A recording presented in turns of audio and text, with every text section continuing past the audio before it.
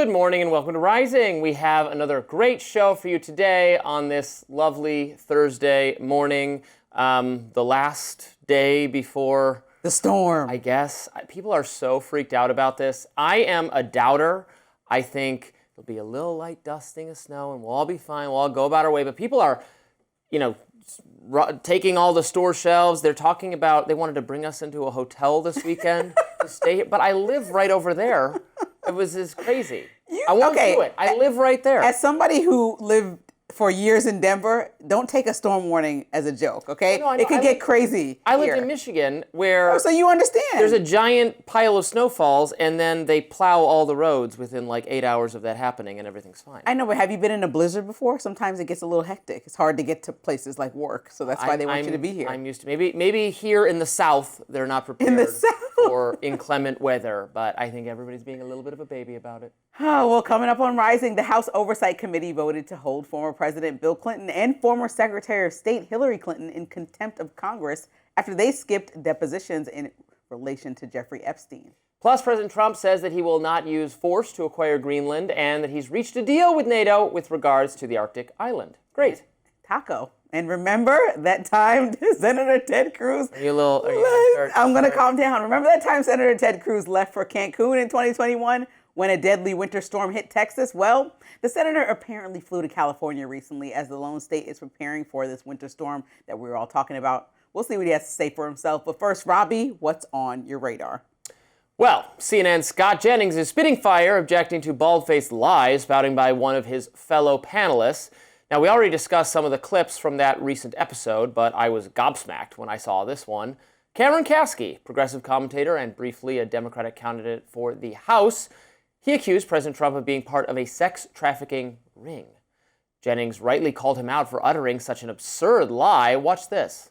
I am appreciative that the president is being transparent about this. I would love it if he was more transparent about the human sex trafficking network that he was a part of, but you can't win them all. Cameron's grateful that the president is being transparent about the Nobel Peace Prize and his desires for Greenland. Scott, what do you think about that? You going to let that sit? Are we going to claim here on CNN that the president is part of a global sex trafficking ring? Or, well, we're going to talk about the Epstein Files. Scott, I will do the fact checking as we go along here. Repeat what you said about the global sex trafficking ring. That Donald Trump was provably very involved with it. Okay, we'll get to that later. I mean, Donald Trump has never been charged with any crimes in relation to Jeffrey Epstein. But let's be adults here. We'll talk about Epstein Let's Files be serious. Later. Satisfied? Now answer the question about Greenland. So let's reiterate. Kasky said Donald Trump was provably very involved with a global sex trafficking ring. This is, of course, false. Trump was provably an acquaintance of Jeffrey Epstein, a sexual predator in the 90s and early aughts, just like the Clintons and a whole host of other famous people. Trump's association with Epstein ended before the sex crimes came to light, and no one has presented a shred of evidence that Trump was involved in the sex crimes. Nor have they proven the Clintons were either. This is where the discourse is surrounding Epstein. Anyone who has met him even once can be smeared as very involved in a sex trafficking ring on CNN. To be clear, the network is not responsible for the crazy things its guests say. They should have on a range of perspectives, of course. I expect, however, that they would not invite to sit on one of those panels a 9/11 truther, or Stop the Steal obsessive, or, to use an even more similar example, a Pizzagate conspiracy theorist. Pizzagate, remember that one?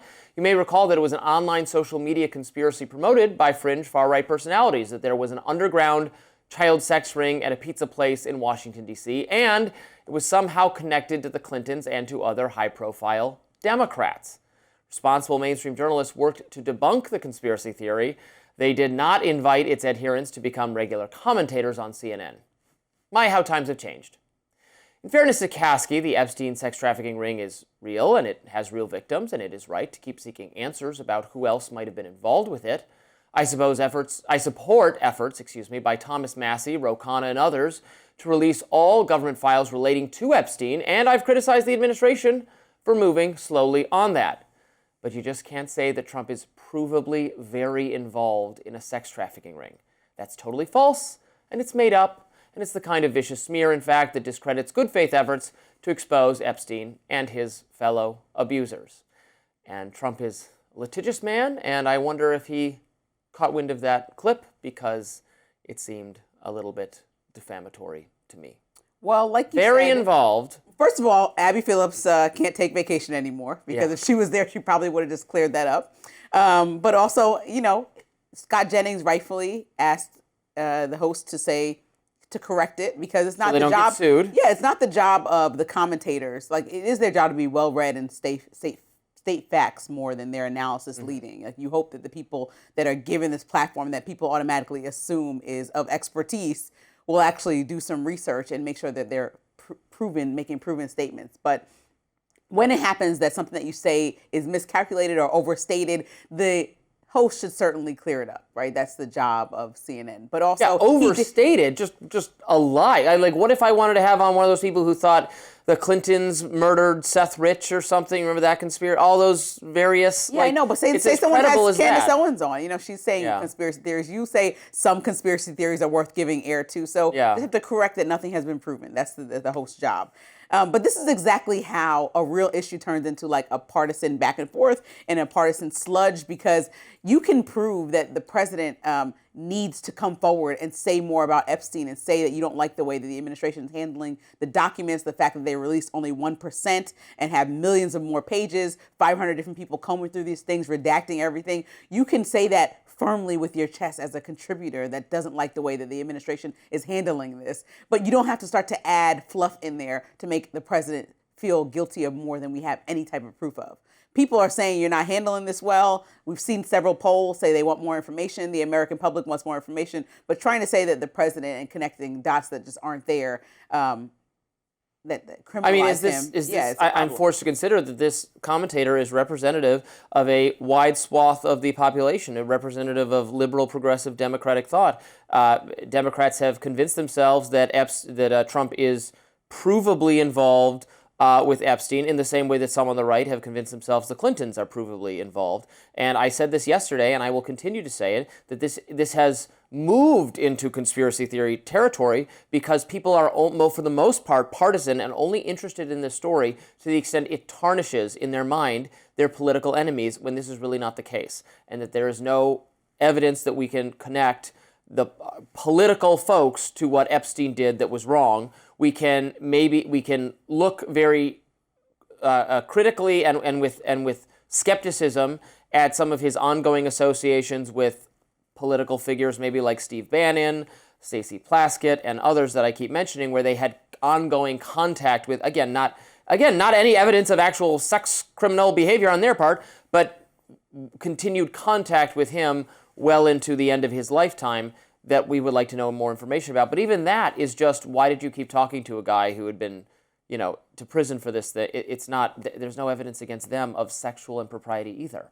The one person of significance who got accused in the public, Alan Dershowitz, she recanted that accusation. So I'm forced to concede that, but then maybe this is how Democrats feel now. Maybe it's been made into this is Trump is involved in sex crimes. That's what they think. It's wrong. Well, I think the saying probably involved, was what was happening on TV. Highly involved. Yeah, that's not. Didn't even say probably involved. They said highly involved. Involved in any way. That's again not.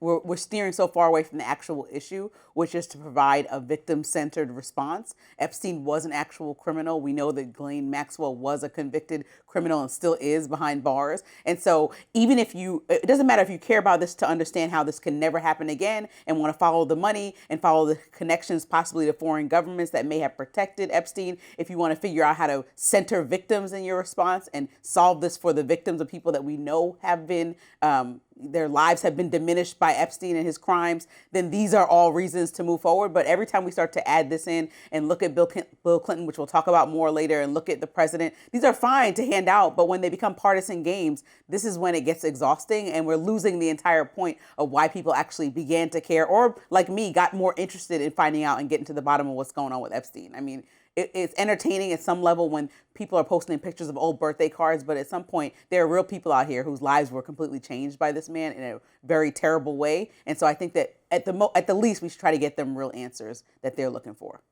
Yeah, I want real answers, but I also think it's a partisan game and increasingly a witch hunt as far as our major political folks are concerned. Coming up on Rising, President Trump says he has reached a deal with NATO in regards to Greenland. Yay! We'll be right back.